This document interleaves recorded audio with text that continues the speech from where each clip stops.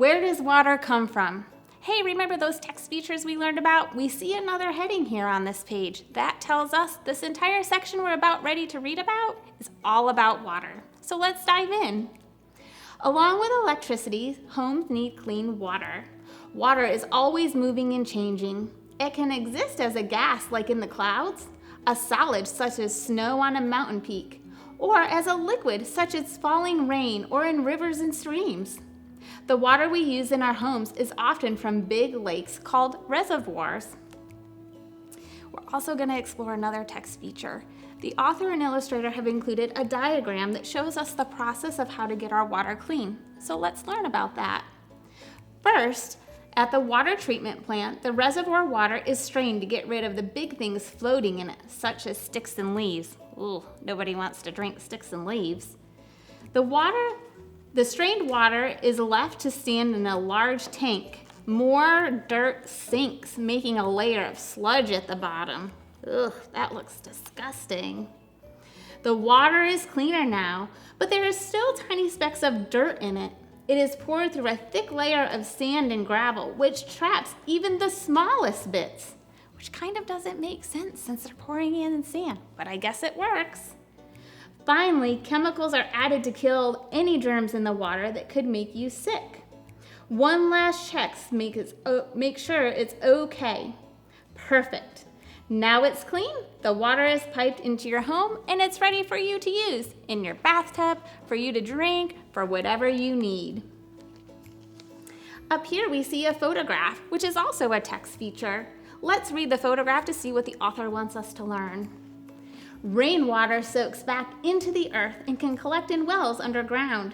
We use pumps to bring the water to the surface. That's an interesting tidbit. I'm so glad they shared that with us. Once the water's in your home, you can use it for all kinds of things. To drink, wash, cook, clean, and even flush the toilet. There's water in the tank over your toilet. When you flush, a stopper lifts, which opens a pipe between the tank and the bowl. The clean water then rushes from the tank into the bowl, washing the waste away.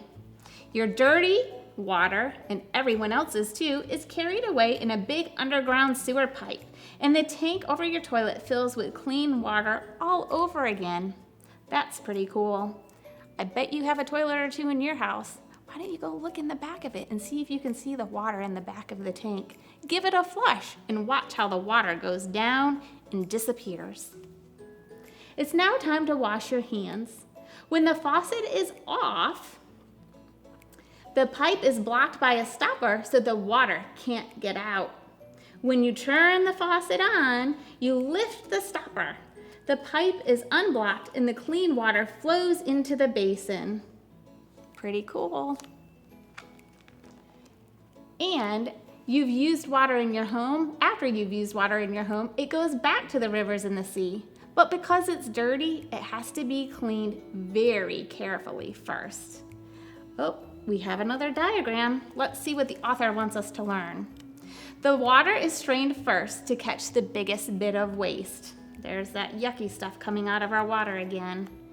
Then it's left to sit in a series of large tanks. Heavy waste collects as sludge at the bottom. The water goes to another tank for more cleaning. In this tank, a large fan shoots air bubbles through the water. This helps the good germs to eat up the bad germs that make you sick. We definitely want that to happen. The water is nearly clean. Chemicals are added to kill any leftover germs. When we can be absolutely positively certain that it's clean, the water goes back into our rivers and seas. But let's see what happens down here. Remember that yucky sludge we talked about? The sludge is also treated, so farmers can put it on their soil. It's full of good things that help their crops grow. That's pretty cool. Where does natural gas come from? This is our last heading of the book, and the author wants us to know we're now going to learn about our last bit of information, natural gas. Now you know where electricity and clean water come from. Many homes also use natural gas for heating and cooking. Natural gas can be found trapped in rocks underground. To reach the natural gas, a well is often set up next to rocks. Check that out. That whole station is on top of water, and they drill all the way down below the seabed. Most natural gas wells are found on land, but some, like the well shown here, can pump gas up from deep under the seabed as part of a natural gas platform. I didn't even know it could go down that far. That's pretty neat. Natural gas contains chemicals that need to be removed. It has to be piped to a factory to separate out the natural gas you will use in your home. Goes first into the processing factory. Then it can be stored in giant underground tanks. Then the natural gas is piped straight into your home. We use things like natural gas for things like stoves. Some of you have a natural gas stove or a gas stove in your home. Now you know more about how your home works. We use a lot of energy to give us electricity, heat, and clean water whenever we want. Does that house look a little bit like your house? Things are always happening, and we take for granted how easily we have access to things like clean water, electricity, and power to make our house work. Saving energy. Energy is precious. Let's not waste it. How many of these things can you do? Can you turn off the lights when you leave a room? Sure you can. Can you turn off the faucet while brushing your teeth? That's pretty easy squeezy. Shut that water off. Run your toothbrush under, get it wet, shut off the water, brush your teeth, and then turn the water back on. Take short showers. I'm not gonna lie, that's a little bit hard for me, but I'll work on it. Put on extra clothes when you're cold instead of turning up the heat. Can you recycle as much as you can? I bet most of you have a recycle bin at your house. Collect rainwater to help water your plants. Remember to always close the refrigerator door. And turn off your computers at night instead of leaving them on standby.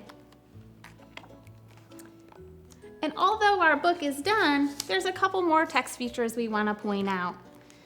One is the index. When you're reading a nonfiction text, you can always go to the index. And the purpose of an index is, if you want to look up certain information but not go through the entire book, this is kind of like a shortcut to get exactly where you want to go. So look for that text feature in one of your next nonfiction books. And while not a text feature, we do have a note from the author and illustrator.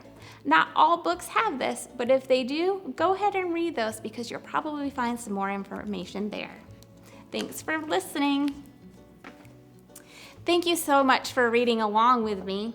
I hope to be back soon to do another read along with you. For your homework assignment, we want you to show us ways that you save energy. So snap a picture or draw a picture and upload it to our Facebook page. We can't wait to see all the amazing ways that you save energy around your house.